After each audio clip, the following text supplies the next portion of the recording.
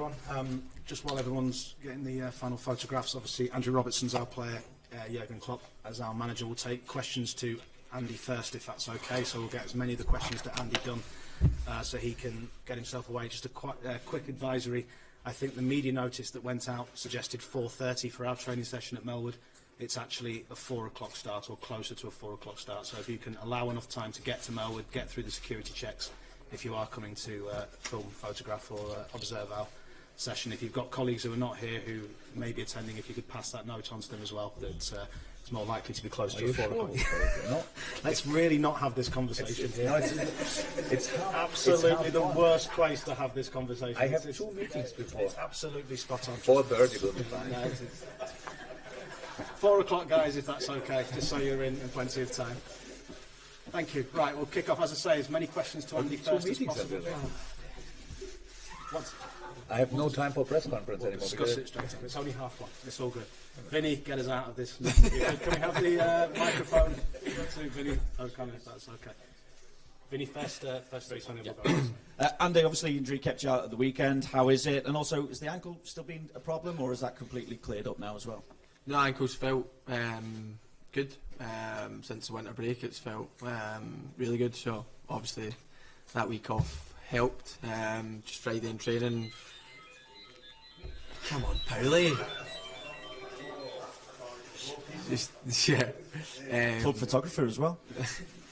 Just Friday in training, just overstretched my hamstring, and a couple of interesting conversations. And obviously, I thought I was fine, but the cautious approach it took, and Millie went on to be man of the match. So perfect for the club, and I obviously managed to sit out, and I'll train today. So all good on that front. Battle to get your place back then. Yeah. Look, I think with how many words have we said about Millie positively, he could play in goals and probably give it his all and try and keep a clean sheet for us. So he can play any position, and when he goes into left back or right back or whatever, then he shows how good a player he is and how good a professional he is, and he done that on Saturday again. Andy, what thought do you give to the fact that not only tomorrow could you be through to the last 8 of the Champions League, but by the time you get back to the dressing room as well, you could know that you have a chance to go to Goodison Park and win the Premier League title? Our full focus is on, our game, to be honest. We can't affect anything that's going on over in Manchester tomorrow night. It's obviously their game in hand, and we play against Arsenal, but, for us, our full focus is on here. If we win here, then that's all that matters. Of course, if we get one step closer by doing that and they do drop points, then so be it. But, one eye won't be on that game. It's a different competition. It's the Champions League, and we know it's do or die. We need to get through to the last 8. We need to give everything to do that, and we can't be focusing on Premier League business. It's full focus on Champions League, and hopefully we can take care of business tomorrow night. When we spoke after the first leg, you said that you felt that they were favourites to go through. So what's the key thing that you'll have to deal with on the night to give yourselves the best chance of getting past them? Over there we never had the shot on target, so if we do that again, then we won't get through.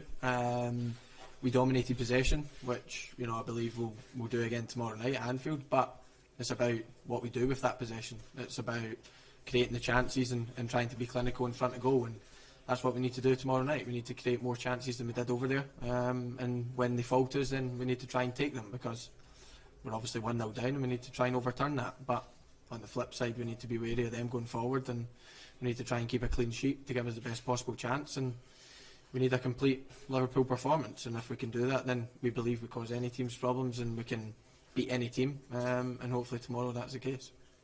Simon? Andy, we know how magical that nights can be here at Anfield. What difference do the fans actually make for nights like this? They make a huge, up to this point they've made a huge impact, they've made a huge difference for us, but it's something that us as players, and especially the fans, can't take it for granted. We can't just show up and think the Anfield crowd is going to get us through, or they can't think that it's going to be noisy, so I don't need to take part or whatever. We need everyone to be at 100% tomorrow, whether it's us, whether it's the staff, whether it's the fans. Everyone needs to be at their best, because we know what task we're coming up against. We know how hard it's going to be, and obviously our performance the fans react off. So hopefully we can get off to a fast start and get them right behind us, and hopefully it can be another special Anfield night.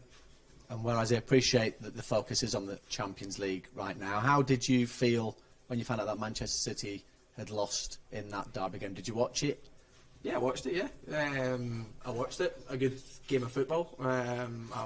Even last season when it was close for us, I didn't not watch any games. So it was a good game, and obviously the result favoured us. That's the way it is. It took us a step. It was quite nice sitting back and knowing we've done our job at the weekend and knowing we're a step closer to winning the league without kicking a ball, and that's obviously a nice feeling. And for us, for Man United to do it was a good performance for them and a good result for them, more importantly. And for us, it took us that one step closer to what we've all dreamed of. So, but now we need to take care of our business.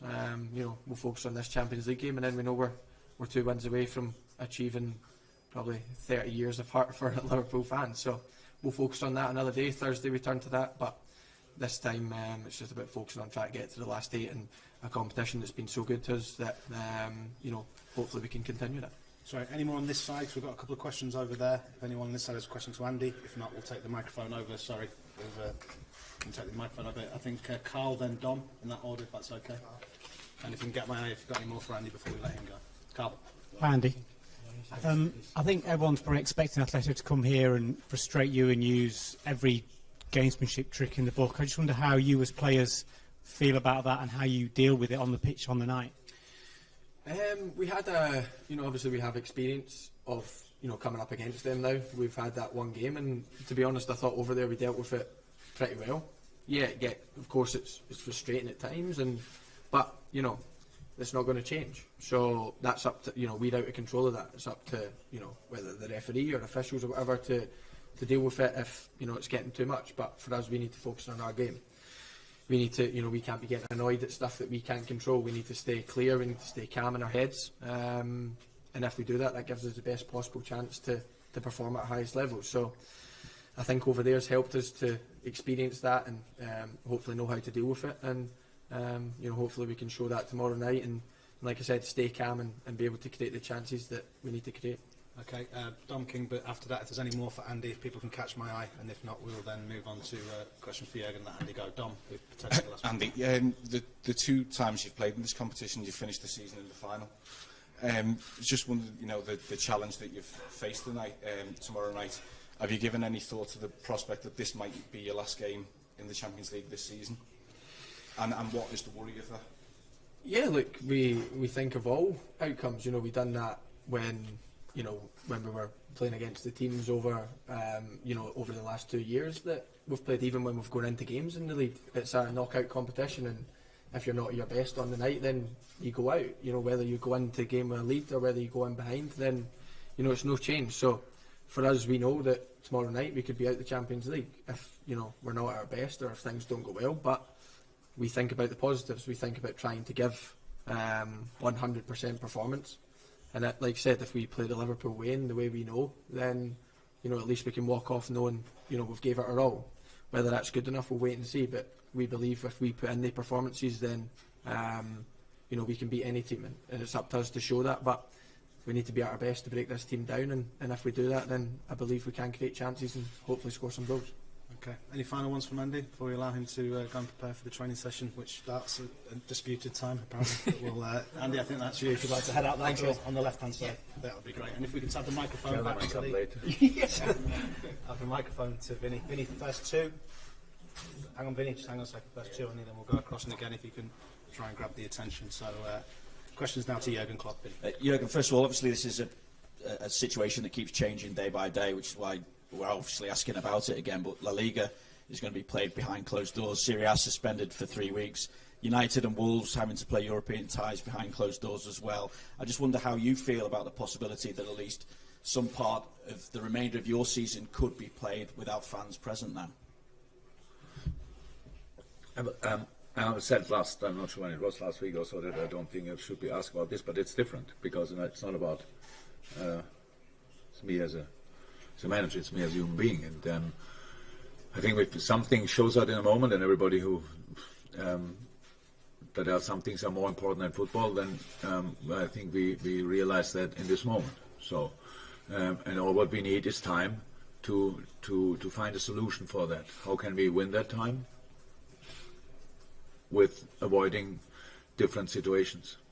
I don't know enough about how much it would help with the football games. I don't know, but the problem with football games is if you are not in a stadium, then you are in closed rooms and watch it there, maybe together. I'm not sure what is better in this case, to be honest. I mean that.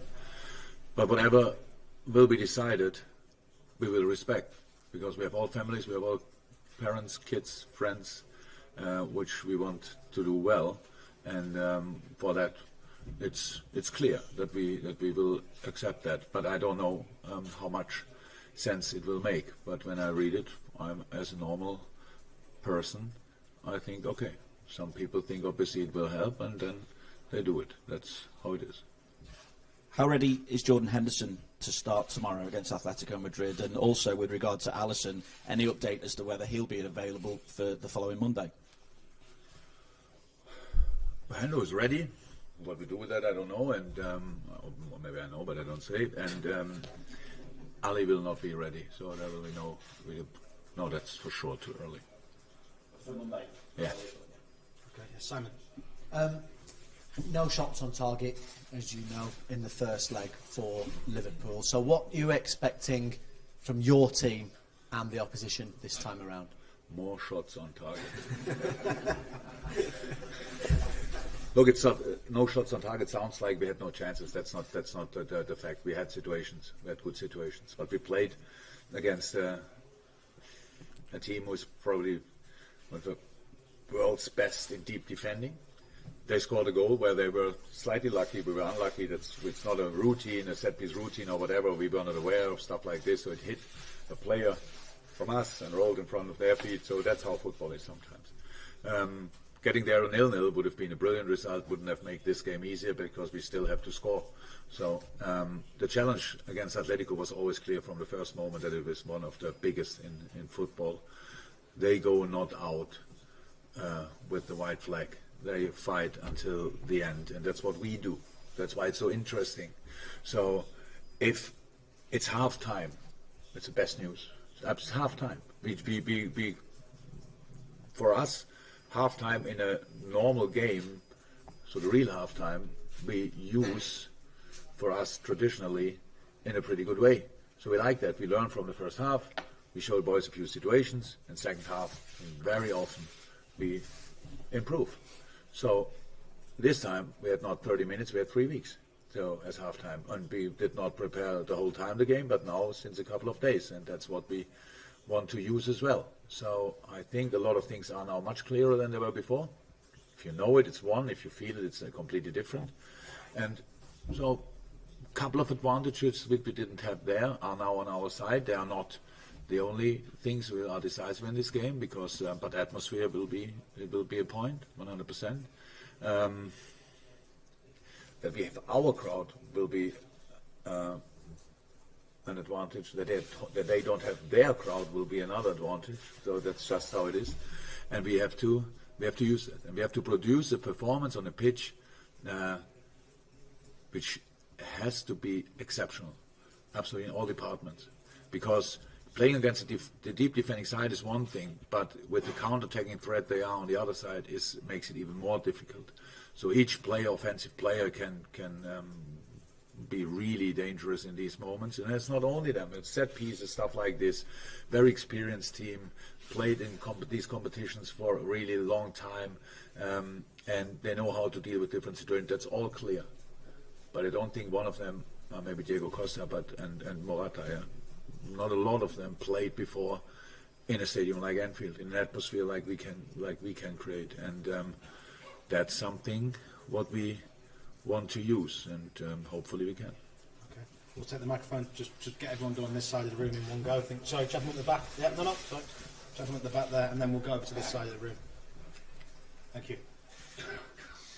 Hi, Jürgen, 11 Sports Portugal. João Felix did not play in the first match. Do you expect something different from Atletico with João? And what do you think about this player? Something different, yes. I'm not sure. Defending-wise, it will be probably the same, but offensively, yeah, João is a super player. Wow, young and so skilled is a really nice combination. Yeah, of course. Whatever, I don't know. I heard Morata is a slight doubt, but Joao Felix is now in. We saw the last game. Looked like it was really intense for him after a long break. The game tomorrow night will be intense for him as well. So we have to keep them busy in areas where they don't want to be busy. That's how it is, especially for the offensive players. But I know the speed he has, the creativity he has, the football brain he has can cause us problems if we are not aware of these things. But we are. So the boys will be prepared for this, but it doesn't mean there's no chance for them. No. Different. Will be different, but they did well with the lineup we faced there. So maybe Diego thinks, let's play the same team again, and that worked very well, and we will see. We don't know exactly. Yeah. Okay, fantastic. We'll bring the microphone across. We'll go to Paul, and then we'll take a few more questions. I think gentleman on the front row as usual. There you go. Thank you. Jürgen, you substituted Sadio at half-time in the first leg because you were worried about him not staying on the pitch. Do you speak to your team about that tomorrow? No, we spoke about that already, but we probably will mention it again, of course. Yeah, just to ensure that your best players stay on for 90 minutes, that you'll need them. Yeah, that would help, 100%. So, look, in a similar situation, in the second game, probably wouldn't do the same. So if it's now tomorrow night, but in the first game, it was not over at that moment. We have 1-0 down, and yes, but there's a big chance for us. And with 10 players, it's a much lesser chance to fight back in this game. You need a referee who is aware of situations like this, so we cannot do it by ourselves. Robert said it. We have no influence on that, really. We have to deal with it. Sadio did nothing wrong, absolutely nothing, and I still thought the next situation, it will be like this. But if it would be always that easy that you get out the best player or the best players of the opponent and something is wrong with the game, the other player has nothing to do wrong, but it's still possible. Wow, everybody runs against his elbow or whatever. That should not happen. We expect a really experienced performance of Atletico. Let me say that in all different departments, experience, and we have to deal with that. That's true. But there's another area of football where we can be better than the first game and better than Atletico. But we have to show that tomorrow night. I cannot do that here now. We need higher speed in different moments. We need better switches in different moments. We need braver football in different moments. We need to play around the formation. We need to play behind the formation. We need to play through the gaps. That's all clear. If you play predictable, Atletico defends you for the next 6 months without a rest. So, but if you prepare situations where it's not that easy to defend, the more often you are in situations where you can score, and that's what we have to do. So it's really highest respect, and it's really good what they are doing. In the way they are doing is really good, but there are ways, obviously, and we have to find them tomorrow night. They are not closed for us or whatever, that we cannot do it, but other teams can do it. No, we can do it. Tomorrow night is a game we have to show that we really learn from the first half, from the first game, and that we really want to go through with, and respecting that it's possible we don't go. Because if you are afraid of going out, you cannot play with freedom, and we need this freedom. We need to play free, with knowing they are really good in defend their counterattacks, get the ball back. Best way to defend counterattacks is defending with counter press, win the ball back, use the space they create in that moment, all this kind of stuff. There's a lot of opportunities for us, but against such a quality team, difficult to find, but we know about them at least, and now we have to make sure that we can show them as well. Okay, maybe one question Okay. after this. But, Hello, Jürgen. Martin Einstein from ESPN. I want to go back to the coronavirus. Unfortunately, it's something that we need to talk about. We come from Spain. There's a lot of concerns about, they have closed schools for 15 days. They have forbidden people to go to the stadiums, to attend to the stadiums while La Liga still go on. They have said not to shake hands before the game, but football is a sport of contact, physical contact. Aren't you afraid that your players can get exposed? Are you from Madrid? Are you from Madrid? I'm from Argentina. I live in Madrid. You live in Madrid. Okay. And are you concerned? In your city they close. I'm not playing football tomorrow. Oh, but that's not that special. So playing football is just a game. We are not the society. We are part of the society, and we should all be worried in the same time. And that's exactly the thing I don't like. That you sit here and ask me this question, but fly from Madrid to here. So stay there. They close schools and universities, but and you are obviously concerned. That's the question. But you think now football is worth it to travel or whatever. So that's the situation. That's our problem, our common problem, and we cannot sort it with football. We play football. It's our part. What we have to do. Your job is to transport information, and I hope you do it better than you ask questions, to be honest.